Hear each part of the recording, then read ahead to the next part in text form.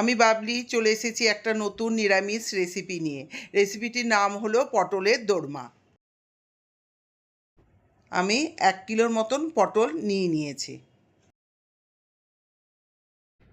প্রথমে পটলের গাগুলো একটু এরকমভাবে ছুলে নিতে হবে।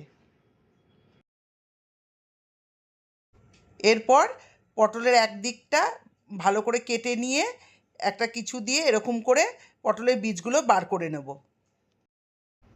এরকম করে সব পটলের বীজগুলো আমি বার করে নেব। তারপরে পটলগুলো সব নুন হলুদ মাখিয়ে রেখে দিলাম। কড়াইতে তেল গরম হয়ে গেছে। এরপরে এক এক করে সব পটলগুলো ভেজে নেব। এবার উল্টিয়ে পাল্টিয়ে লাল লাল করে পটলগুলো সব ভেজে নেব। এবার সব পটলগুলো আমার ভাজা হয়ে গেছে। ওই তেলে আমি ছোট ছোট করে আগের থেকে পনিরগুলো কেটে রেখেছিলাম, সেগুলো আমি এখন লাল লাল করে ভেজে নেব। এবার পটলের পুরটা বানানোর জন্য আমি আগের থেকে আদা, কাঁচা লঙ্কা, টমেটো বেটে রেখেছিলাম, সেটা তেলে দিয়ে দিলাম। তারপর আন্দাজ মতন আমি হলুদ দিলাম। তারপরে হাফ চামচ ধনে গুঁড়ো দিলাম। তারপরে হাফ চামচ জিরে গুঁড়ো দিলাম।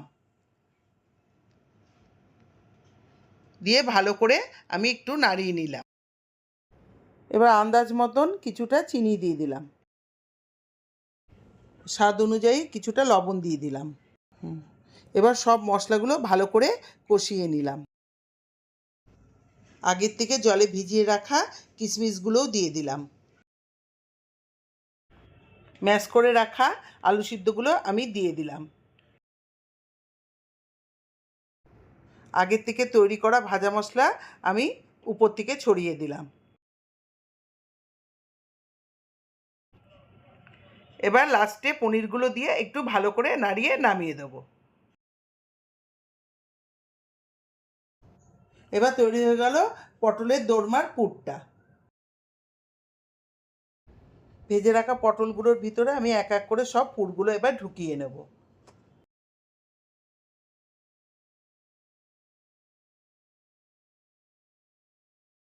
এবার সব পটলের ভিতরে আমার পুরগুলো ঢোকানো হয়ে গেছে।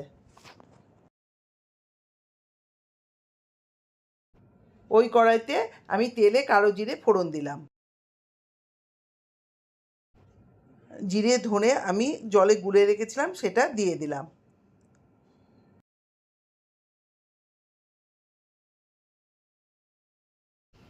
এরপর আন্দাজ মতন কিছুটা হলুদ দিয়ে দিলাম। তারপরে কিছুটা কাশ্মীরি লঙ্কা গুঁড়ো দিয়ে দিলাম। তারপরে আন্দাজ মতন কিছুটা চিনি দিয়ে দিলাম, আর কিছুটা লবণও দিয়ে দিয়েছি আগে।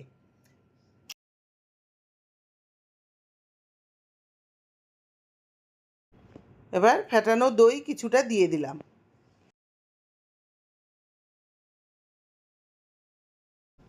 আগের থেকে নারকেল, সর্ষে, পোস্ত বেটে রেখেছিলাম, সেটা দিয়ে দিলাম। এরপর কয়েকটা চেরা কাঁচা লঙ্কা দিয়ে দিলাম। এবার সামান্য একটু জল দিয়ে দিলাম। এবার পুর ভরা সব পটলগুলো ছেড়ে দিলাম। এবার কিছুক্ষণ নাড়ানোর পর ঢাকা দিয়ে দিলাম।